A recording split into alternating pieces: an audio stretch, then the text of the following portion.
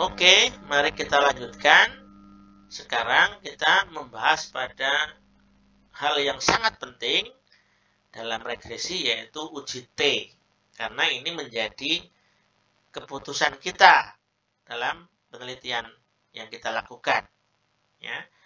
Dengan menggunakan uji T ini, kita akan bisa melihat bagaimana koefisien regresi ditentukan.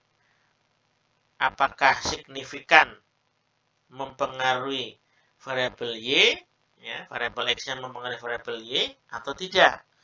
Jika signifikan, pengaruhnya positif atau negatif. Nah, di sini terus kemudian berapa besarnya koefisien regresi yang menunjukkan besarnya pengaruh variabel X terhadap variabel Y. Nah, di sini akan sangat ditentukan, sehingga uji T ini adalah sebenarnya nyawa atau yang paling penting di dalam menentukan keputusan. Mari kita lihat. Uji T bertujuan untuk melihat besarnya pengaruh satu variabel bebas secara individual atau secara parsial terhadap variabel terikat. Ya, besarnya pengaruh ini digambarkan dalam apa, teman-teman? Ya, betul, dalam beta 1, beta 2. Yang beta 1 dan beta 2 itu kita sebut sebagai koefisien regresi. Ya, baik. Sehingga sekali lagi uji T itu bertujuan untuk melihat atau menganalisis besarnya pengaruh, ya. Besarnya pengaruh, saya tulis menganalisis saja. Besarnya pengaruh satu variabel bebas secara individual atau secara parsial terhadap variabel terikat. Misalnya X1 terhadap Y. Maka uji T ini menentukan beta 1-nya. Nah, sekaligus arahnya ya, positif atau negatif. Kemudian X2 misalnya, berarti uji T ini untuk melihat beta 2-nya atau koefisien regresi untuk X2 sekaligus arahnya, positif atau negatif. Nah, untuk itu maka pengujian ini ada dua tipe hipotesis ya untuk uji T. Ya, ada yang hipotesis dengan satu ekor atau satu sisi, one tail, ya, one tail itu satu ekor atau satu sisi. Ya, ada yang hipotesis dengan dua ekor atau dua sisi, ya, two tail. Ya, bedanya di mana? Nah, ketentuan diterimanya hipotesis, ya, baik itu diterimanya 1 atau H0 ditolak. Yang diharapkan adalah H0 ditolak atau H1 diterima, ya, atau HA tadi diterima, yaitu jika nilai T hitung absolut lebih besar dari nilai tabel, T tabel. Sekali lagi, cara bacanya ya, T hitung absolut, ada tanda kurung, nah bukan kurung kurawal ya, ini ada tanda pagar yang mengurung T hitung, ini artinya absolut ya. Jika T hitung absolut lebih besar dari T tabel. Ya, T tabel juga T tabel absolut ya, teman-teman ya. Di sini ya, saya tuliskan.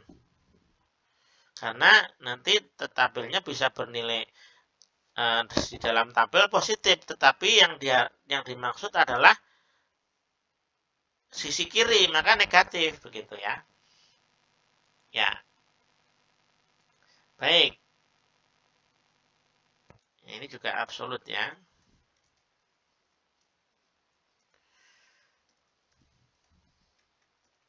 Nanti kita lihat pada contohnya. Nah, sekarang uji hipotesis dua sisi. Dua sisi berarti ada kanan, ada kiri ya. Kalau menggunakan uji hipotesis dua sisi, uji T ini, maka peneliti tidak menentukan arah pengaruh. Artinya, hanya mendeteksi ada pengaruhnya atau tidak si X1 terhadap Y misalnya. Pokoknya nggak peduli apakah itu pengaruhnya positif atau negatif, tidak diteliti. Yang penting peneliti hanya ingin melihat bahwa X1 terhadap Y itu ada pengaruhnya atau tidak, selesai. Maka ini menggunakan dua sisi atau two tails. Ya. Nah, bagaimana cara melihatnya? Contoh ya di sini ya. Ini kita melihat teman-teman ada hipotesis penelitian, ada hipotesis statistik. Ya, hipotesis penelitian itu ada di bab 2, ya, bab 2. Ya. Hipotesis statistik ada di bab 3, operasionalnya begitu ya. Hipotesis penelitian itu berupa kata-kata atau statement. Ya. Kalau hipotesis statistik ini berupa notasi H0 dan H1. Ada beta 1 dan seterusnya gitu ya. Hipotesis penelitian ini berupa kalimat atau statement. Contoh di sini ya. Hipotesis penelitiannya begini. Terdapat pengaruh harga pakaian jadi terhadap permintaan pakaian jadi. Nah, terdapat pengaruh saja. Berarti peneliti ingin melihat bahwa harga itu berpengaruh terhadap permintaan. P berpengaruh terhadap Q. Udah selesai. Mau pengaruhnya negatif atau positif terserah. Pokoknya ada pengaruh nih. Harga pakaian terhadap Q. Ya, terhadap permintaan. Begitu. Maka cara menulisnya pada hipotesis statistik, ya, yang hipotesis penelitian ini ditaruh di H1-nya, teman-teman. Ditaruh di H1-nya. Atau di HA, ya, H alternatif atau H1-nya. Nah, berarti variabelnya, variabel harga, P itu tadi katakanlah X ya. Variabel X, ya. Permintaannya katakanlah Y, ya. X terhadap Y, ya.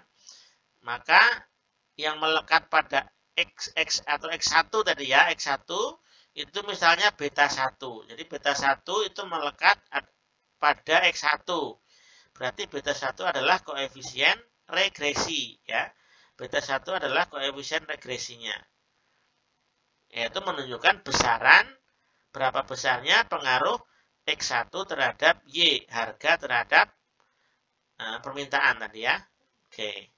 Cara nulisnya yang tadi hipotesis penelitian taruh di H1-nya. H1.2 beta 1 atau koefisien regresi untuk X1 begitu ya. Beta 1 ini tidak sama dengan 0. Ya. Kalau sama dengan 0 berarti apa? Tidak ada pengaruh kan? Berarti kalau tidak sama dengan 0 tidak ada, berarti ada pengaruh gitu ya. Saya ulangi, kalau H0 itu menunjukkan nggak ada apa-apa, netral. H0 sama dengan 0 gitu kan, berarti apa sama dengan 0 itu menunjukkan tidak ada pengaruh.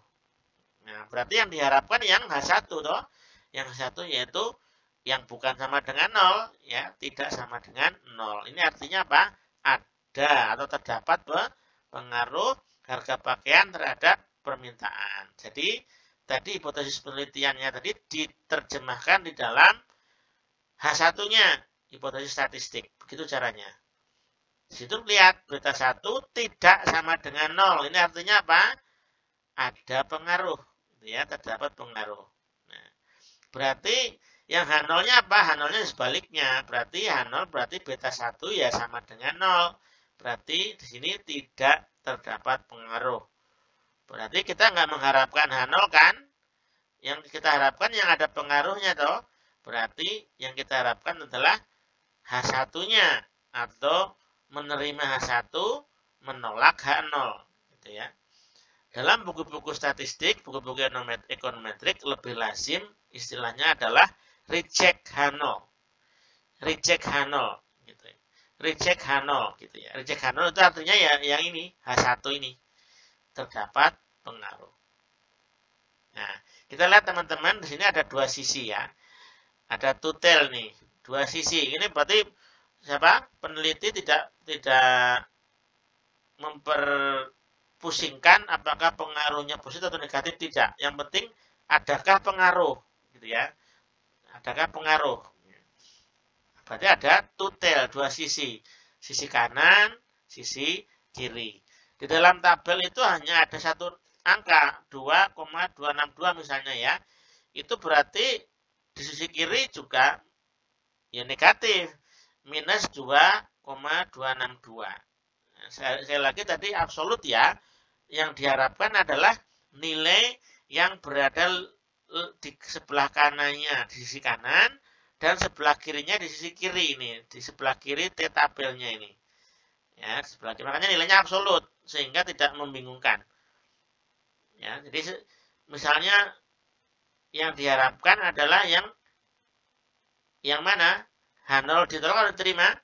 H0 ditolak yang diharapkan yang di sini areanya. Ya. Berarti apa? H0 ditolak berarti apa? H0 diterima, terdapat pengaruh yang ini kan. Berarti H0-nya ditolak.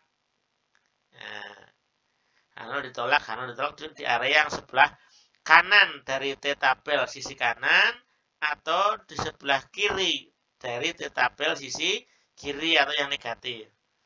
Nggak usah bingung ya teman-teman ya. Nah, kalau areanya ada di luar tadi ya, atau di tengah, itu berarti apa? H0 diterima. H0 diterima itu malah nggak diharapkan, berarti tidak ada pengaruh. Nah, itu kalau total ya ada dua. Daerah penolakan H0 di sebelah kanan dan di sebelah kiri. Ini yang diharapkan, yang diarsir itu yang diharapkan yaitu daerah penolakan H0. Artinya di situ H1 diterima, terdapat pengaruh secara bersama-sama. Variabel-variabel bebas terhadap variabel terikat. Gitu ya. Kemudian yang kedua adalah uji hipotesis satu sisi. One tail, satu ekor, satu sisi. Artinya apa? Di sini peneliti itu sudah menentukan arah pengaruh, yaitu positif atau negatif. Variabel bebas terhadap variabel terikat. Loh kok sudah bisa menentukan Pak pengaruhnya positif atau negatif? Ya, karena apa? Peneliti satu sudah mengerti teorinya. Teori yang digunakan. Misalnya teori konsumsi, fungsi konsumsi. Berarti pengaruh pendapatan terhadap konsumsi. Positif. Kalau pendapatannya naik, maka konsumsinya naik. Berarti arah pengaruhnya apa? Arahnya positif. Itu teorinya seperti itu. Nah, yang kedua apa? Yang menentukan kenapa peneliti sudah bisa menentukan. Yang pertama tadi teorinya. Yang kedua adalah penelitian terdahulu yang dia baca, yang dia pelajari. Kan ada banyak ya. Makanya teman-teman semua kalau mau membuat skripsi, disertasi, tesis ya, itu sering-seringlah atau perbanyaklah membaca penelitian-penelitian terdahulu atau jurnal-jurnal terdahulu. Karena di situ akan melihat bagaimana pengaruh X ini terhadap Y. Oh, X itu terhadap Y. X ini terhadap Y dan seterusnya. Ada yang pengaruhnya positif, ada yang pengaruhnya negatif. Di penelitian lain, tempat lain, pengaruhnya positif. Di penelitian di sini, pengaruhnya negatif sangat mungkin terjadi. Tetapi yang menjadi acuan utama adalah teori. Sekali lagi, based on teori. Teorinya apa nih? Nah, itu harus menjadi patokan utama. Ya, baik. Jadi, peneliti bisa menentukan arah pengaruhnya positif atau negatif dari satu teori yang menjadi utama, ya. Dan kedua adalah jurnal atau penelitian terdahulu. Nah, caranya gimana? Masih dengan harga dan permintaan tadi, bedanya di mana? Di sini ditulis terdapat pengaruh negatif. Nah, ini sudah ada istilah negatif nih. Ya. Terdapat pengaruh negatif harga pakaian terhadap permintaan pakaian. Berarti peneliti sudah menetapkan di sini arah pengaruhnya juga yaitu negatif. Berarti sisinya sisi sebelah kiri yang negatif itu. Nah, kalau negatif berarti apa teman-teman? Negatif itu artinya jika variabel bebasnya naik, maka variabel terikatnya turun. Atau variabel bebasnya turun, maka variabel terikatnya naik. Ya, sebaliknya, berkebalikan. Nah, di sini berarti apa? Kalau harganya naik, berarti permintaan atau jumlah pakaian yang diminta adalah turun. Ya, begitu. Oh, berarti kenapa bisa menentukan ini? Karena peneliti tahu apa? Apa teman-teman? Fungsi permintaan teorinya. Teorinya adalah teori permintaan. Yaitu jika harga barang X naik, maka jumlah barang X yang diminta turun sateris paribus gitu kan ya. Teori permintaannya seperti itu. Nah, ini dipakai. Gitu. Nah, kemudian ini hipotesis penelitian ini ada di bab 2 ya, teman-teman skripsi ya. Kemudian bagaimana menuliskan di hipotesis statistik ini tadi di kalimat ya, kalimat yang ada di hipotesis penelitian ditaruh di H1-nya. Ya. Jadi terdapat pengaruh negatif harga pakaian terhadap permintaan pakaian. Ditaruh di H1. Nulisnya gimana? Kalau negatif berarti kurang dari 0, betul? Setuju? Setuju. Nulisnya apa? Beta 1, kalau tadi kan tidak sama dengan 0 ya. Oh, berarti tidak ada pengaruh. Ya, kalau sekarang lebih tegas, tidak sama dengan 0 itu artinya lebih kecil dari 0. Artinya apa? Nilainya negatif. Beta 1 atau koefisien regresinya nanti yang melekat pada X1 itu beta 1-nya ada tanda di depannya itu negatif. Dituliskan H1.2 beta 1 kurang dari 0. Nah, ini artinya beta 1 pengaruhnya negatif. Berarti yang di H0 nulisnya gimana? Nulisnya ya sebaliknya. Ini berarti lebih besar atau sama dengan 0. Lebih besar atau sama dengan 0. Ya, ini kebalikannya dari beta 1 kurang dari 0 gitu ya.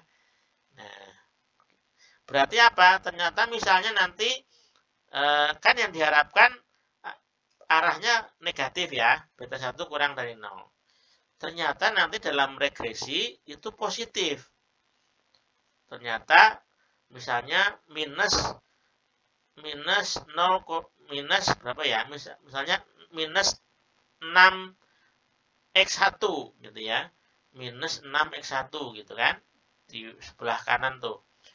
Berarti x1-nya di sini minus 6x1 kan harusnya ya. Tetapi ternyata plus 8x1. Nah, kok jadi 8? Oh, jadi plus. Nah, plus berarti ini apa? Masuknya yang mana? Masuknya yang H0 kan plus kan? Lebih besar dari 0.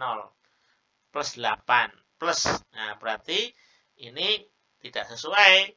Ya, berarti ini menerima H0. Berarti tidak sesuai dengan yang diharapkan.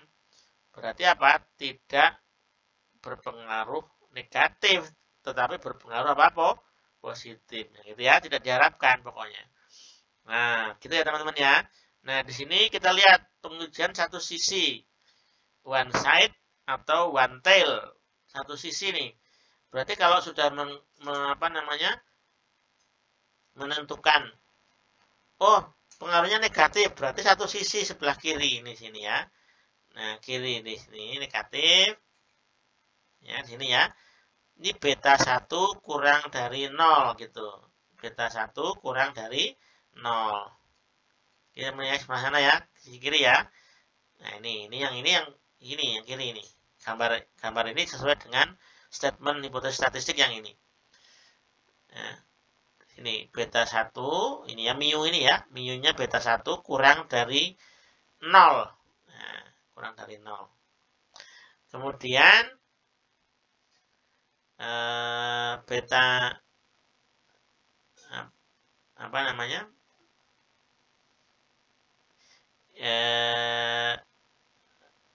Yang ini posisi kanan kalau ternyata penguji sudah memutuskan bahwa pengaruhnya adalah positif. Nah, contohnya apa? Contohnya tadi fungsi konsumsi. Kalau pendapatannya naik, maka konsumsinya juga naik. Ini di sini ya. Nah, posisinya di sebelah kiri, satu uji saja. Ya. Ya.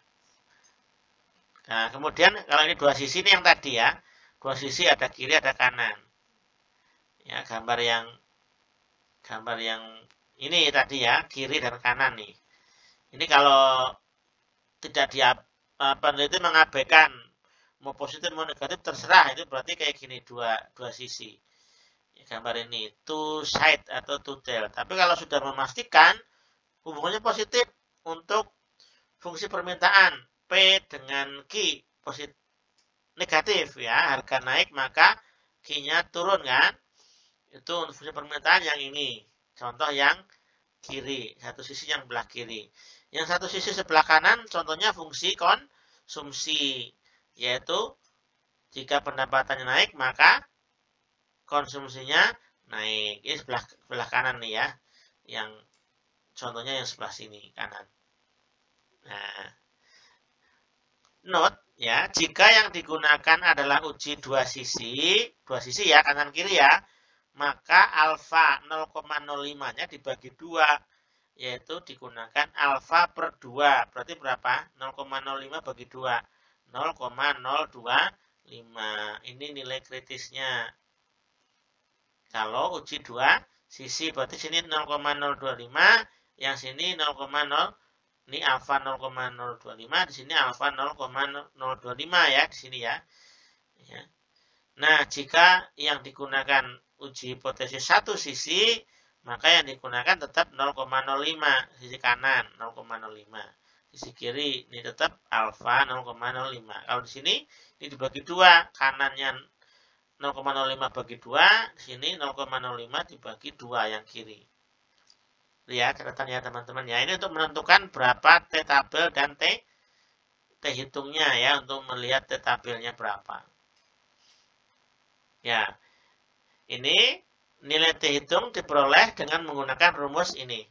T hitung sama dengan beta 1 dikurang per standar error ya. Beta 1 per standar error. Nah, jadi nanti ada standar error S itu. Nah, beta 1 ada di dalam output, standar error juga ada di dalam output. SPSS di mana? Kita lihat coba. Output standar output SPSS-nya tadi mana ya? Nah, ini teman-teman. Di model summary, di sini ada R square. Ini ada standar error. Nah, ini 9,757. Ya, itu ada standar errornya tuh. Ini standar error dari regresi. Regresinya ada standar error dari masing-masing nilai T. Saya mau lihat nilai T-nya nih tadi mana ya? Yang nilai T. Nah, ini teman-teman nih. Standar error nih ya. Ini ada nilai T koefisien ya. Di subtitle koefisien. Ada nilai T, signifikansi, ada nilai VIF. Di situ ada standar errornya tuh. Untuk menilai T, untuk mendapatkan nilai T untuk promosi, ini kan 5,892. Itu diperoleh dari apa? Nilai beta. Beta itu yang ini mas. Bukan yang tulisan beta ya. Tapi yang ini. B ini ya, ini adalah simbol B beta ya.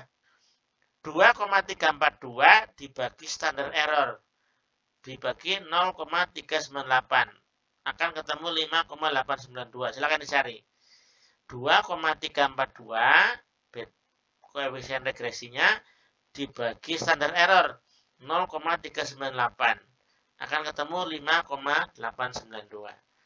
Nah, gitu ya, teman-teman ya. Nanti nilai T hitung ini, nilai T statistik dibandingkan dengan nilai T tabel yang ada di tabel T. Ya, saya kembali ke bawah. Nova tadi ini sudah. Nah, ini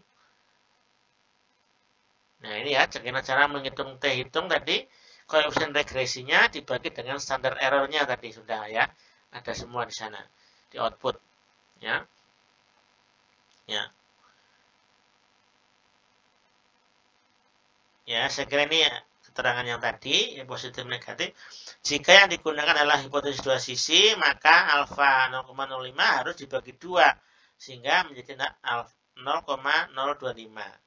Jika yang digunakan satu sisi hipotesisnya, yang digunakan adalah 0,05. Nah, ini contoh output SPSS ya, teman-teman tadi ya. Nah, ini tadi sekali kalau mau nyari nilai 5,892, nilai T-nya itu dari mana? Dibagi 2,34, 2 dibagi 0,398. Ketemunya gini, 5,892.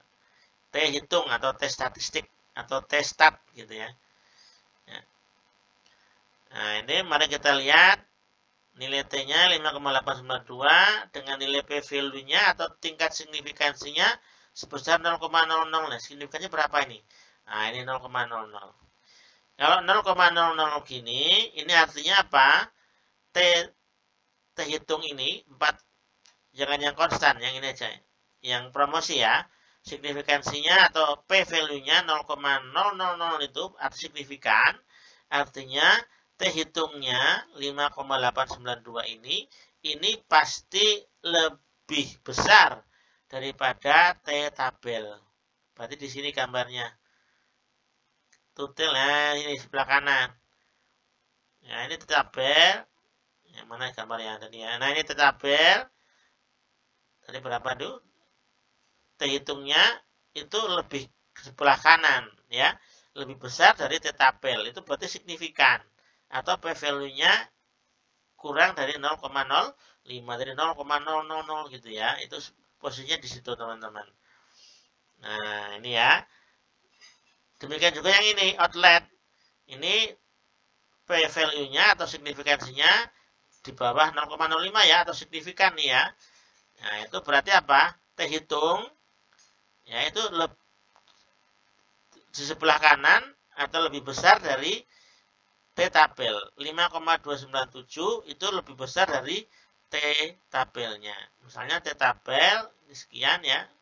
Ini nggak harus 2,262 dicari dulu ya. T tabelnya berapa? Ini kalau tadi signifikan berarti nilai 5,9 berapa tadi? 5,297 T hitung dari outlet itu pasti lebih besar dari T tabelnya. Dilihat di daftar tabel T. Ya. Karena di sini signifikan. Gitu ya. Nah, secara parsial ya outlet secara parsial atau secara individually berpengaruh terhadap sales itu. Demikian juga promosi secara parsial berpengaruh signifikan terhadap sales penjualan. Nah, interpretasi di sini ya.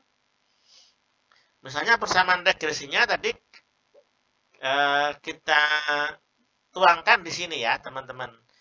Tadi di pembahasan awal sekali kita menuliskan persamaan Y sama dengan beta 0 ditambah beta 1 X1.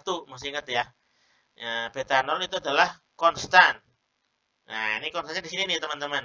64,639. Ini angka mana? Angka yang ada di sini. Konstan. 64,639. Ini adalah konstantanya. Tulis di depan sendiri. Nah, ditambah koefisien regresi beta 1 X1. Nah, gitu kan ya. Beta 1 X1, beta 1-nya mana? X1-nya promosi. Beta 1-nya ini 2,342. Nah, ditulis 2,342 X1. Oh, promosi. X2-nya outlet. Outletnya koefisien regresi beta 1 X2. Beta 2 X2 mana? Beta 2 X2 berarti ini 0,535. 0,535 X2. Ya. Nah, yang penting, catatan penting, teman-teman, kalau sudah bentuknya angka seperti ini, kemudian Y-nya menggunakan Y head, Y topi atau Y tudung ini ya. ada cappingnya di atas Y, itu namanya Y estimasi, Y estimated, Y prediksi atau Y harapan, ya, sama dengan bla bla bla bla bla, maka errornya hilang, ya, plus E-nya, errornya itu hilang, residual ya, error, koefisien apa namanya, variabel pengganggu, ya, disturbance, ya, errornya menjadi hilang. Karena apa? Error tersebut sudah include di dalam estimated ini. Ya. Jadi dalam persamaan ekonometrika errornya tidak dituliskan lagi karena di dalam estimated, estimasi, ya, mengandung makna bahwa sudah dimasukkan unsur error. Jadi mengestimasi kan nggak selalu tepat ya teman-teman ya. Mengestimasi kan itu stokastik, bukan deterministik, tidak kepastian kan? Mengestimasi, memperkirakan. Nah, itu berarti kan di situ sudah ada error, di situ sudah masuk errornya. Sehingga ditulis di sini dalam persamaan E-nya hilang, tetapi Y-nya harus ada topinya. Y head. Nah, begitu caranya. Ya. Nah, ini sudah. Bagaimana cara membacanya? Berarti yang penting dibaca adalah yang ini, beta satunya ini dan beta 2-nya. Apa ini? Koefisien regresi untuk X1, koefisien regresi untuk X2. Ini merupakan besaran atau besarnya pengaruh X1 terhadap Y. Ya. Besarnya pengaruh yang beta 2 ini ya, besarnya pengaruh X2 terhadap Y. Apakah itu saja? Tidak. Di situ ada tanda di depan koefisien regresi, dilihat. Plus atau minus. Nah, plus di depan koefisien regresi 1, di depan beta 1 itu ya, ada plus 2,342. Plus berarti pengaruhnya X1 terhadap Y adalah positif. Jika X1 naik, maka Y-nya juga naik. Nah, gitu ya. Nah, kebetulan yang X2, yang outlet juga sama nih. Ya, di depan dari koefisien regresinya outlet 0,535 juga positif. Nah, artinya apa? Artinya pengaruhnya positif. X2 berpengaruh terhadap Y. Jika X2-nya naik, maka Y2-nya juga, maka Y-nya juga naik. Jika X2-nya turun, maka Y juga turun. Itu artinya pengaruhnya positif. Nah, kemudian dibaca cara bacanya, kita lihat di sini ya, teman-teman ya. Nah, ini konstanta sebesar 64,039 ini sekali lagi bisa dibaca, bisa bermakna, bisa tidak. Ya, bisa bermakna, bisa tidak. Tapi yang lebih penting dari itu adalah yang ini, membaca koefisien regresinya, yang X1 maupun X2. Mari kita lihat yang langsung aja yang X1 ya. Koefisien regresi X1 atau beta 1 sebesar 2,342. Artinya apa? Jika terjadi kenaikan, naik ya, biaya promosi sebesar Rp1, maka sales atau penjualan juga akan meningkat, naik juga sebesar Rp2,342. Ya, teman kecil banget Pak. Nah, teman-teman boleh menggunakan pengalian ya, teman-teman ya, perkalian. Nah, kalau ini Rp1, kalian boleh kalau Rp1 kayaknya susah di dinalar ya, di rasio. Maka kalian boleh menambahkan, mengalihkan dengan 1000-an atau 100.000-an terserah. Tetapi yang salesnya juga dikalikan dengan pengali yang sama. Contohnya ya, ini saya kalikan 1000, nolnya 3. Ya, artinya jika terjadi kenaikan biaya promosi sebesar Rp1.000, nolnya 3, maka sales akan meningkat sebesar, komanya juga naik 3 ke depan, 1, 2, 3. Berarti di sini. Berarti berapa? Sales akan meningkat sebesar Rp2.342. Ya. Jelas ya teman-teman ya? Nah, berarti kalau ini 10.000 boleh Pak? Boleh. Jika biaya promosi naik sebesar Rp10.000, maka sales akan meningkat sebesar 4 kali. 1, 2, 3, 4 tambah 01 di belakang berarti. Berarti berapa? Salesnya akan meningkat sebesar 23.420. 23.420 ada nolnya di belakang. Jelas ya teman-teman ya. Jadi pengali yang di atas, yang promosi juga sama dengan pengali yang di Y-nya. Ya, yang salesnya. Begitu caranya. Demikian juga untuk regresi untuk yang X2 ya, outlet ya. Ya.